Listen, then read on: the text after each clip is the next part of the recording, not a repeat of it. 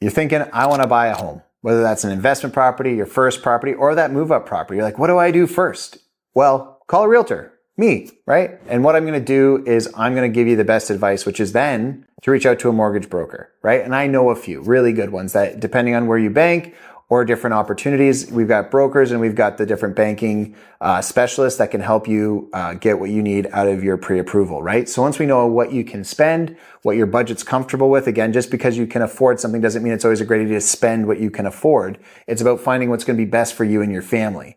So if you reach out to me, the first thing I'd likely do is have you meet with one of them, get an idea of what we can afford in our budget, not just what we can spend, then look to the market to see what recent sales would actually fit that criteria. So if you say, Jordan, I need a 3-bedroom, 2-bath, hopefully with a basement or a garage, then what I would do is just look at the market recent sales and say, okay, here's the areas and locations that offer that accommodation. So here's the properties in Forest Glade, or here's the properties in South Windsor, here's the properties in West Windsor.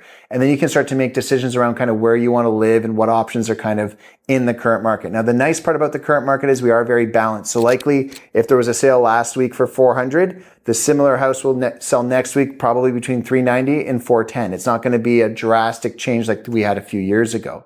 So as you're getting into that process, once we've done that, then what we would do is set you up in the matrix search, actually checking the city for the new listings as they pop up. A lot of times you're going to see that something's listed at $299 and it's sell for $4.25. You might see it listed at $499, sell for $6.25. So we're still seeing that. Sometimes it'll list at $299 and sell for $310. So I want to be clear, having a professional like myself, when you reach out to me, you'd say, Jordan, I really like this house. I'm going to do quick homework on it, let you know kind of where it looks like it's going to fall. Again, with a stable market, even though we're still listing low and seeing it jump up, we are seeing a pretty consistent result of the pricing at the end. So if each house lists for $299 in the similar neighborhood, they're all going to sell within probably a $20,000 window on the back end, even though they all went between 80 and 120,000 over list, if that makes sense, based on different amenities.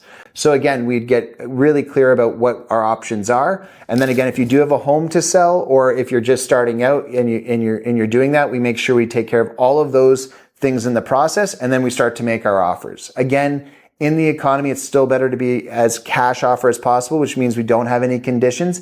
It gives you the best chance to win at offer presentation time. Again, but we would always want to make sure that that is still going to be good for you. So we can do pre-inspections. So if we really like a house and we want to make a really solid offer, we can get a pre-inspection done on the property, make sure there's no hidden errors or hidden things that we need to watch out for. That gets ourselves set up. If we're dealing with a proper mortgage bank, we can verify that the value of the property should be there when we make our offer, so we can remove that condition possibly.